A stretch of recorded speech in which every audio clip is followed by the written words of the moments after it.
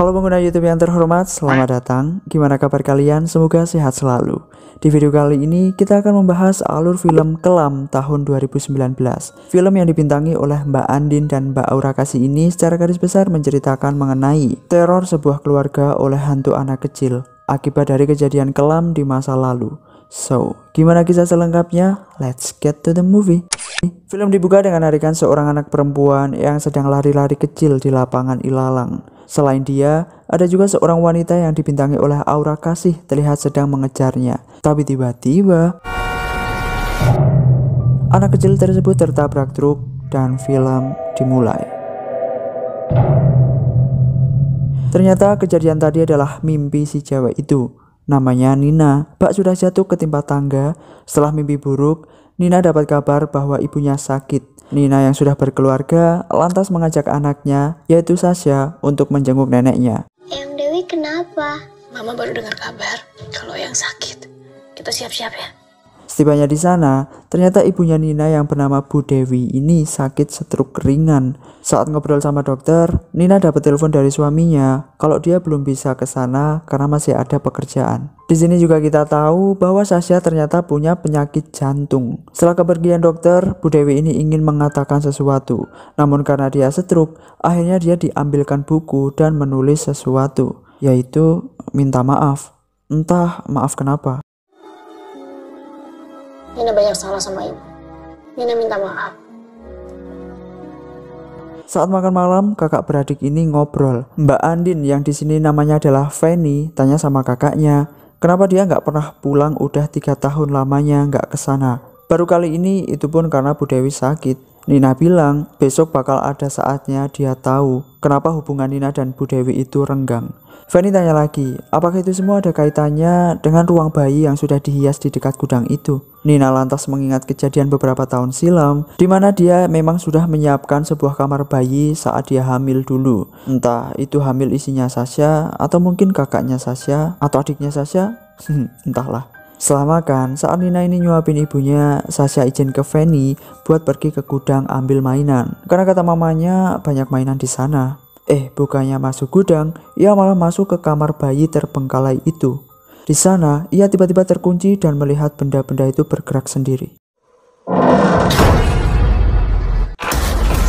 Mereka berdua kaget dengar teriakan Sasha, dan betapa terkenyutnya mereka ketika ngelihat Sasha ini rebahan santuy di lantai. Mereka pun lantas membawa Sasha ke rumah sakit. Ternyata Sasha ini mengalami serangan jantung karena dikagetin jurik kemarin. Namun untungnya dokter ini bilang kalau Sasha dapat donor jantung dari seorang anak bernama Tiara yang meninggal dunia.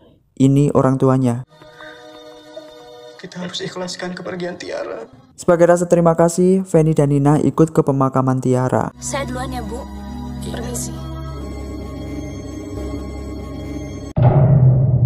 Sasha pun lantas dibawa pulang dari rumah sakit. Semenjak saat itu, banyak sekali kejadian aneh. Salah satunya, saat mereka makan malam, Fanny ini ngelihat jus yang diminum oleh Nina adalah darah, dan mie yang dimakan adalah rambut.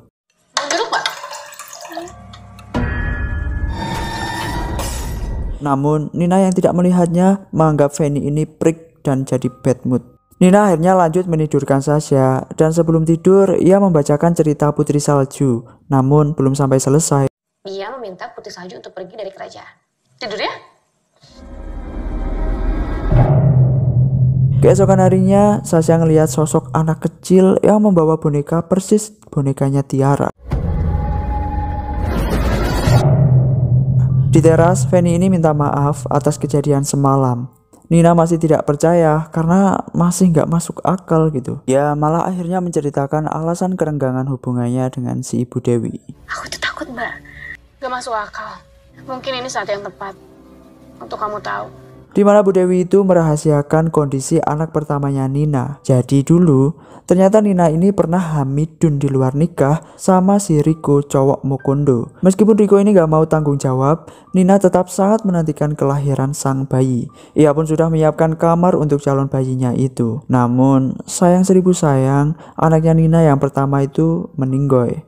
Kata ibunya sih, namun anehnya, Nina ini belum pernah sama sekali melihat bayinya itu. Bahkan kuburannya pun dia nggak tahu. Ketika ia tanya ke ibunya, dia hanya bilang itu tidaklah penting. Toh sekarang Nina sudah punya keluarga yang harmonis, anak yang cantik seperti Sasha. Itulah yang bikin Nina kecewa ke ibunya. Mendengarnya, Fanny ini merasa sangat prihatin.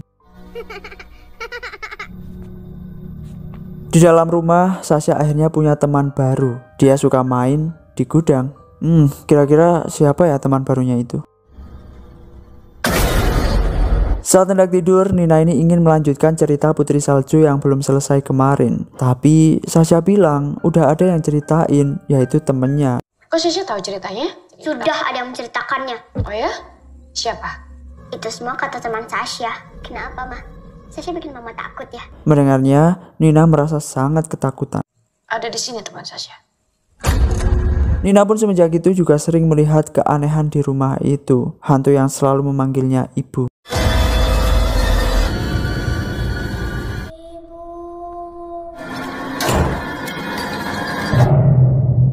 Saat sarapan, Nina cerita ke Fanny kalau Sasha itu punya teman misterius di rumah ini. Namun, Fanny menganggap hal itu ya lumrah saja, namanya juga masih bocil. Tingkat kehaluannya itu masih tinggi. Lalu, tiba-tiba Sasha ini ambil beberapa makanan dan membawanya ke balkon kamarnya Eyang Dewi. Ternyata itu makanan buat temennya itu.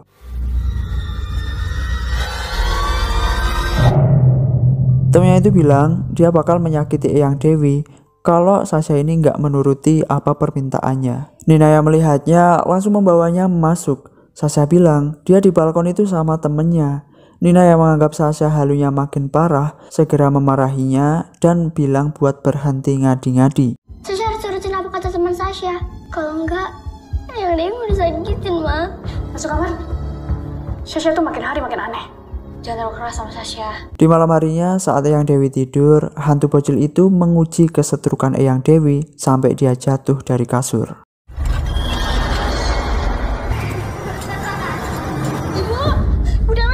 Ternyata apa yang dibilang Sasha benar, hantu itu menyakiti Eyang Dewi. Vina lantas menghubungi suaminya untuk lekas pulang karena dia itu kangen udah lama nggak begituan. Nggak canda, maksudnya dia khawatir gitu. Berganti scene saat pembantu mereka yang namanya Biyoyoh ini cuci baju di pagi hari, hantu bocil itu main sulap kecil-kecilan karena dia bisa merubah baju cucian itu jadi boneka kesayangannya. Biyoyoh ini sangat terkenyut melihatnya. Ditambah lagi, tuh hantu tiba-tiba dongkrok di atas mesin cuci. Fanny itu tahu boneka itu punya Tiara. Dan tak hanya Biyoyoh, Nina pun kembali melihat sosok itu. Berganti scene, Fanny itu mendatangi rumah orang tuanya Tiara. Dia bilang kalau Tiara itu menghantui keluarganya. Namun jelas saja orang tuanya marah. Arwahnya Tiara menghantui Sasha dan keluarga saya. Gak mungkin. Fanny lantas menunjukkan boneka itu. Ibunya Tiara bilang, "Lah, lu kira yang punya boneka kelinci cuma si Tiara? Gunanya pabrik buat apa, Neng?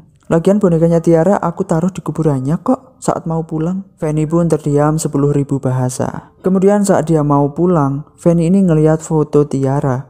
Seketika ia memikirkan sesuatu.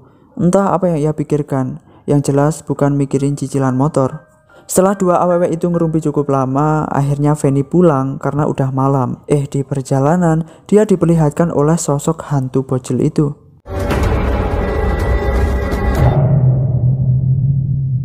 Berganti scene di rumah, Nina ini melihat punggung Sasha itu biru-biru. Katanya habis didorong sama temennya itu. Didorong sama teman kamu itu lagi. Udah Sasha jangan nangis. Lalu ia lanjut bikinin makan malam. Sosok bocil itu udah ada di sana. Bahkan lebih cepat dari Fanny yang naik mobil. Jangan sakitin Eyang Dewi. Ya, kamu ngomong sama siapa sih? Tiba-tiba saja, Tucil alias hantu kecil itu menggondol Sasha. Syah?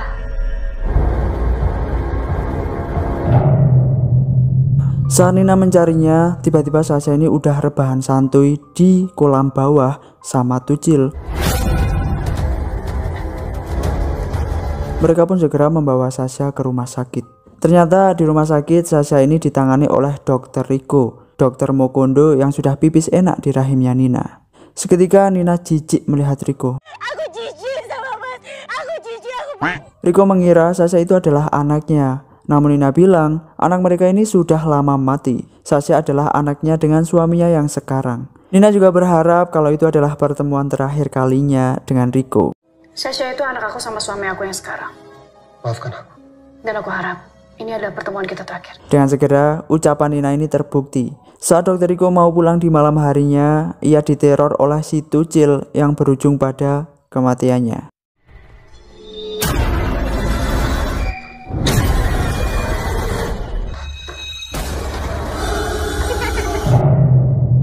Berganti scene, Fanny cerita ke Nina kalau kemarin dia habis dari rumahnya Tiara. Dia bilang, kata Bioyoh, hantu anak kecil yang ia lihat itu rambutnya lurus, sedangkan Tiara rambutnya keriting. Nina bilang, ya mungkin hantunya rebonding kali Fan. Tapi kata Bioyoh, semenjak Nina dan Sasha itu datang ke rumah, banyak kejadian aneh, terutama suara-suara di kamar bayi itu. Malam hari tiba, Tucil itu kembali menguji kesetrukan Eyang. Entah punya dendam apa dia sama Eyang.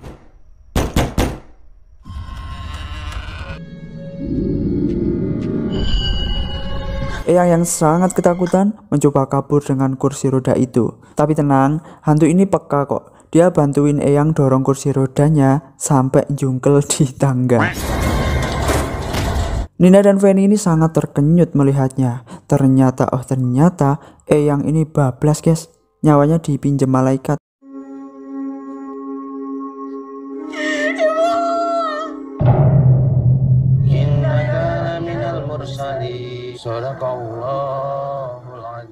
Setelah selesai mengajikan Eyang, di sini ada seorang tetangga namanya Bu Ana. Dia bilang ke Nina bahwa mereka harus bicara karena ada suatu hal yang harus disampaikan. Pada malam tahlilan yang terakhir, Nina mendadak gak enak badan dan gak ikut ngaji. Di sana, tiba-tiba ia mendengar suara ibunya yang memanggil dari arah cermin itu. Lalu, sesaat kemudian, cermin tersebut jatuh.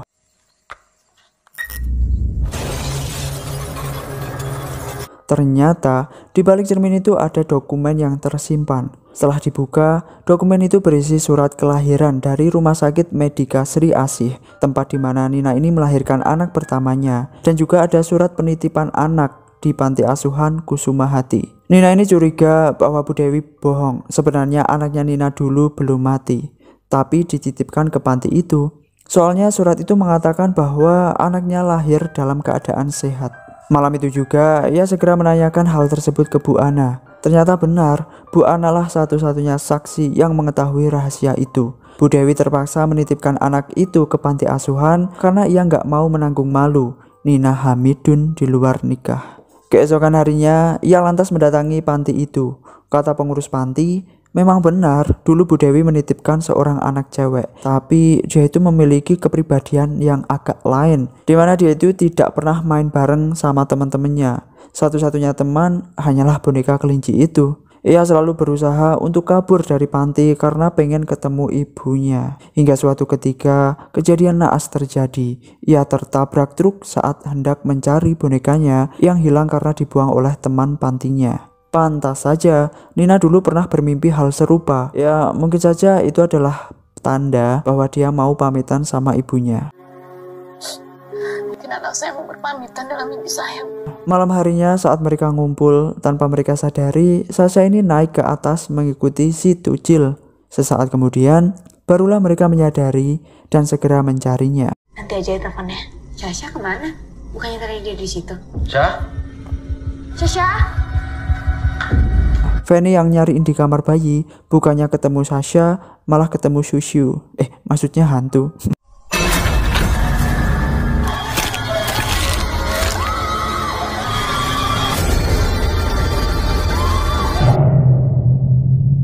Ternyata Sasha ini hendak loncat dari balkon guys, karena dipengaruhi oleh si Tucil. Dengan segera Nina langsung menyawutnya. Namun setelah berhasil selamatin Sasha, justru dialah yang didorong Tucil dan jatuh ke bawah. Udah jadi hantu bisa-bisanya durhaka lu. Mak lu salah apa weh? Setelah kejadian itu, Nina jadi cacat dan dia selalu ditemani oleh anak gaibnya. Lalu film selesai.